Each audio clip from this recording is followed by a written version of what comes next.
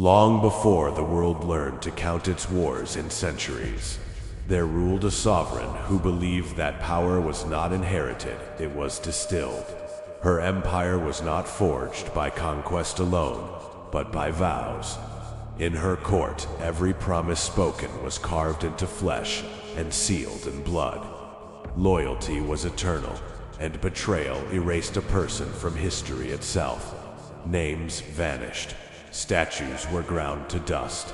Even memory was forbidden to carry traitors forward. Yet the sovereign understood a truth no priest would admit. Faith fades when its symbol dies, so she began a work that would outlive her. Deep beneath the palace, where the air tasted of copper and incense smoke, she summoned alchemists, priests, and executioners. Each brought a fragment of devotion, the dying breaths of condemned traitors, the marrow of beasts that had never known mercy, and the ecstatic prayers of zealots who believed suffering was sacred. From these offerings they brewed a violet elixir. The vessel created to hold it was no ordinary chalice. Crystal was grown slowly from powdered gems and royal ash, shaped into a serpent devouring its own tail, a symbol of dominion without end. Auric veins ran through the glass like frozen lightning, and the surface pulsed faintly as if remembering every life that had been spent to create it. They called it a sacrament, but the sovereign called it a covenant. When she drank from it for the first time, witnesses saw wounds seal like doors slammed shut against a storm. Steel that pierced her flesh returned darkened. Those who struck her felt their strength drain away, their violence itself feeding her vitality. Yet the true miracle was not survival. It was transformation. Pain became strength. Poison became power. Corruption became radiance. Every drop of venom inside her magnified her might. Word of the chalice spread through the empire like a sacred fever. Warriors drank from it before battle, trading years of life for moments of impossible fury. Assassins anointed their blades with its residue, knowing every wound would bloom with alchemical decay. Priests proclaimed the poison holy a divine paradox, proving that perfection could be born from destruction. The sovereign herself drank often, at first for strength, later for necessity. For the chalice was not merely power, it was memory.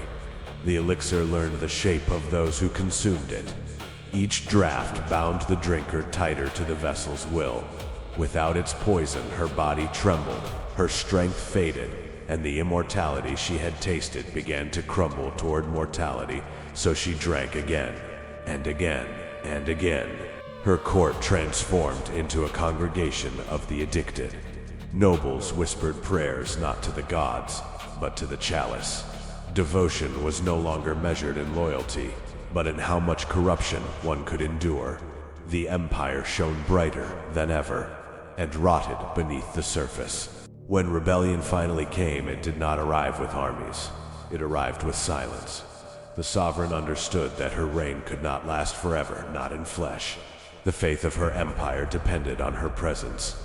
If she died, the entire structure of devotion would collapse, so she prepared a final act.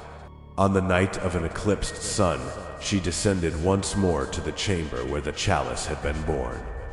Before her priests and celebrants, she poured into it the last distillation of her reign, the agony of her enemies, the loyalty of her followers, the echo of every vow sworn in her name.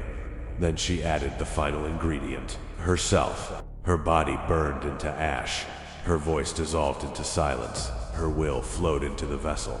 What remained was neither spirit nor memory, but a command embedded in violet liquid. Drink, fight, conquer. When the palace eventually fell, invaders found no throne, only a shattered hall of glass and gold, its floor coated in violet crystal. In the center stood the chalice, unbroken, untouched, still breathing with quiet power. The sovereign was nowhere to be found. Some claimed she had dissolved into the elixir itself, becoming the intelligence within the poison. Others believed she had transcended flesh entirely, spreading her essence into every future bearer. Whatever the truth, the chalice remained, waiting. Those who discover the vessel feel its temptation immediately.